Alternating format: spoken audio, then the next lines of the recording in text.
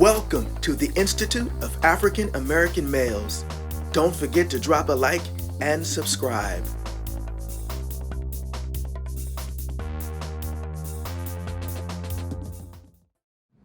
All right, we're going to spend more time on this section, talk about gender consciousness. We talk about some really deep stuff here. So you have at the top, you have T'Challa.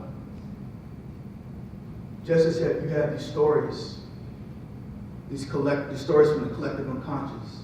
They're even called the cultural archetypes, right? Things that are similar all the way around the world. Mythologies, culture, stories, art. These things keep getting repeated over and over. How many of you thought about these cultural archetypes when you watched Black Panther? Right? That's pretty cool, right? To think about how many you can basically look at Black Panther and you can do it exactly as a Greek drama. Same thing.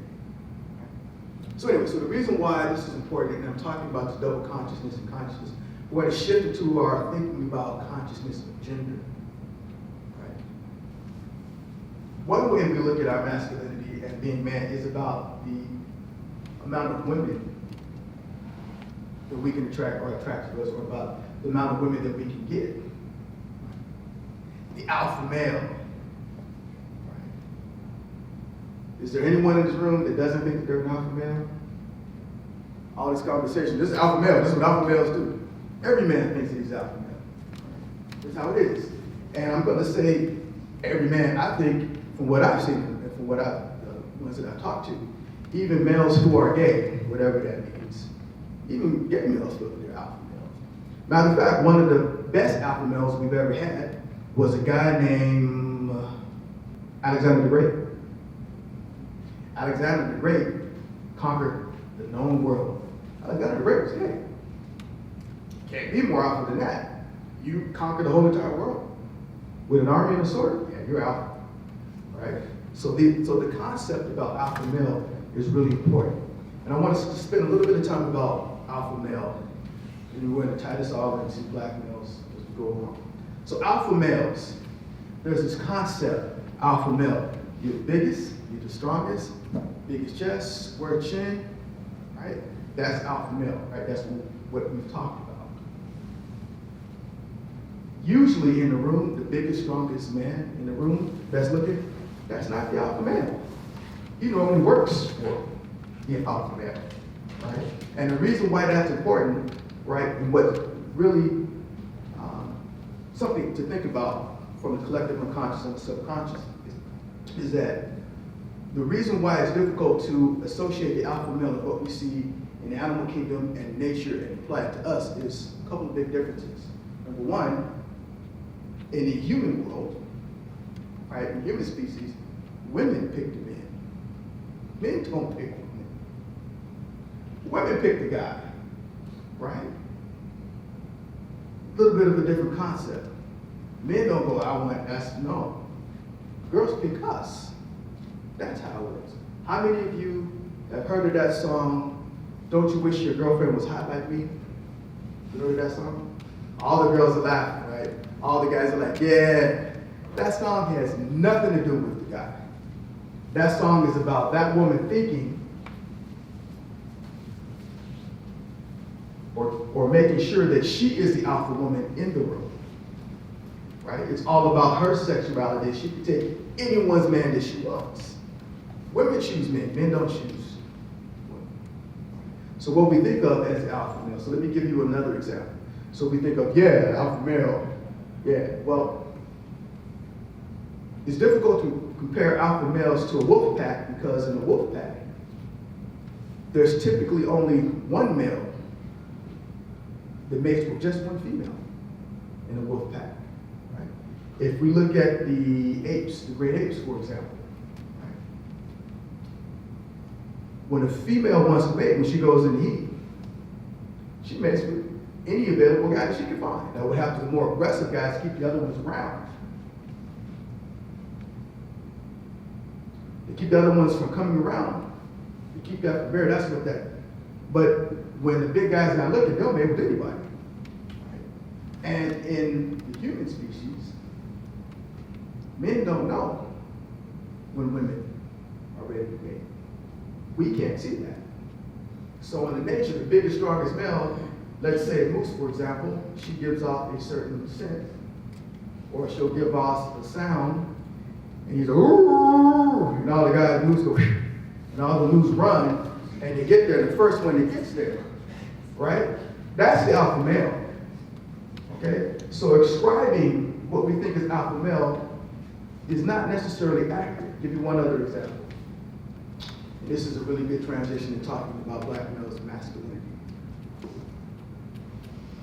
Back 100,000 years ago, when we were still living in trees, out in the jungle, doing whatever that we were doing,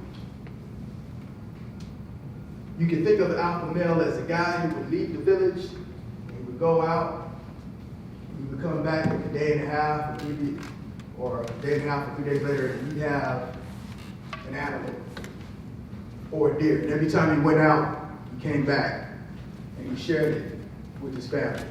That's the alpha male, because he was a good hunter. But that's only one type of alpha male.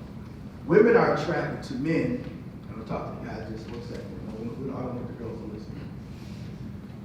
Women are attracted to men who are alpha males across multiple domains, not just one, not just the physical strong, but the mental.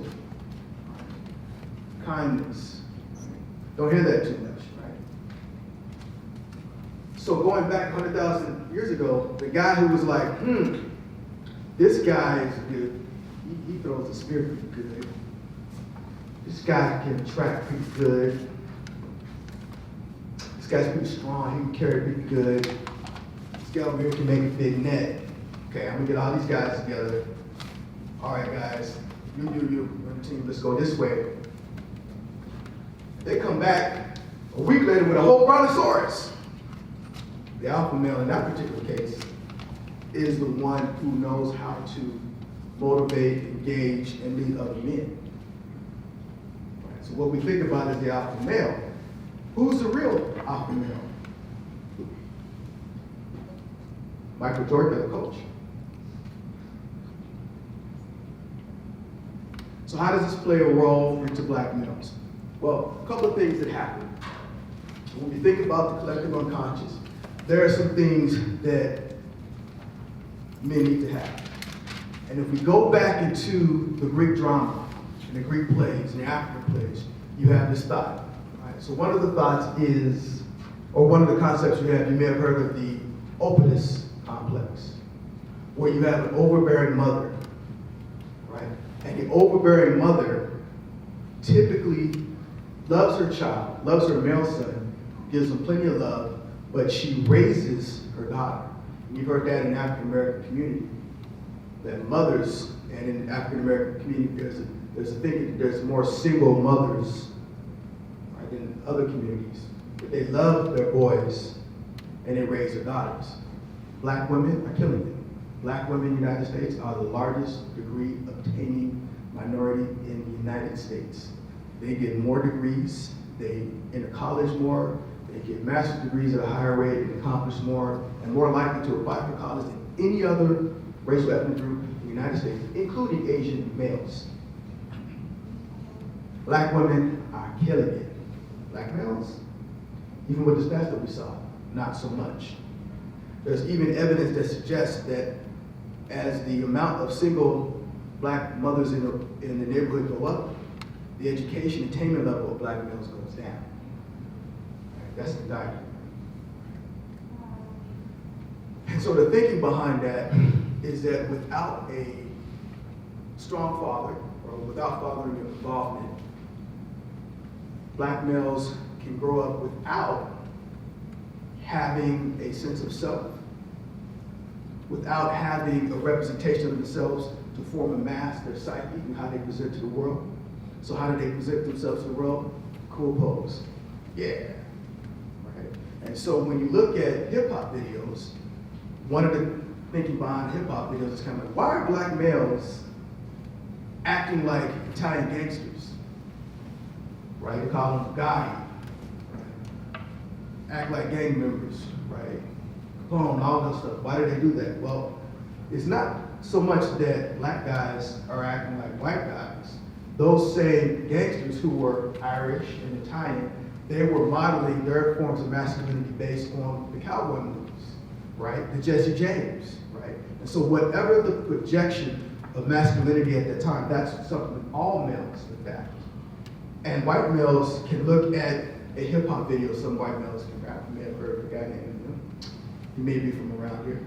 But there's the adaptation of masculinity, that performance, that mask they can wear. They can wear that cool pose.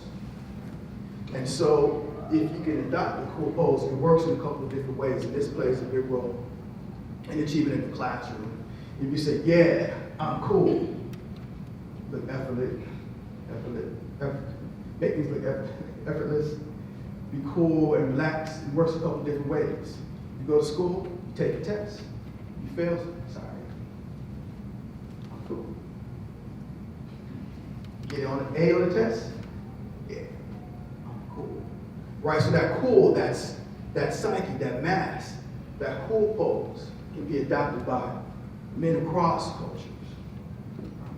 But if you take a little bit more time and you lift up that mask a little bit and you look at a little bit deeper behind that mask, young black males who may not have a strong father influence in their lives are looking for something, right? Because their mother, if you look at the Openness Complex, says this: I'll do everything for you. I'll take care of you. I'll love you. Sometimes they love their sons to a fault for having male attention, right? They may not be getting other places. They overbaby themselves. I'll love you.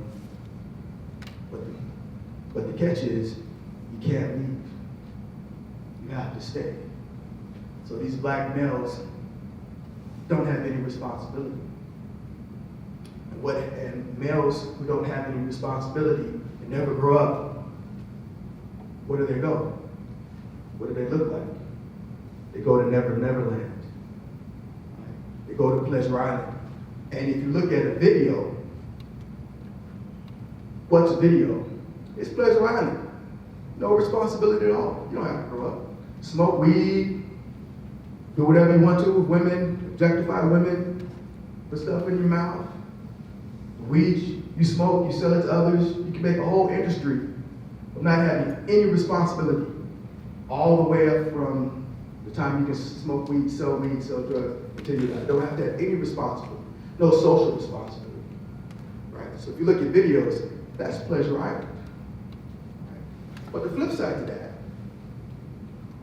is you have a new trend in the United States where you have a lot of white mothers who consider themselves social justice warriors, liberals. And they come home and they find their white male sons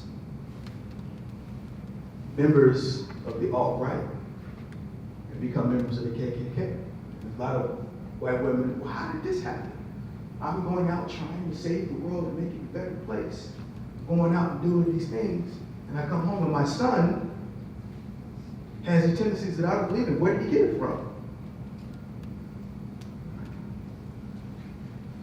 So he's getting those white males are getting these concepts, and they're being attracted by the alt-right, and it's a gateway into the KKK. Because the new version of the KKK doesn't talk about race. It talks about responsibility. And so what do gangs do to attract males? They talk about responsibility. They give them a purpose. And once you have responsibility and purpose, you have direction.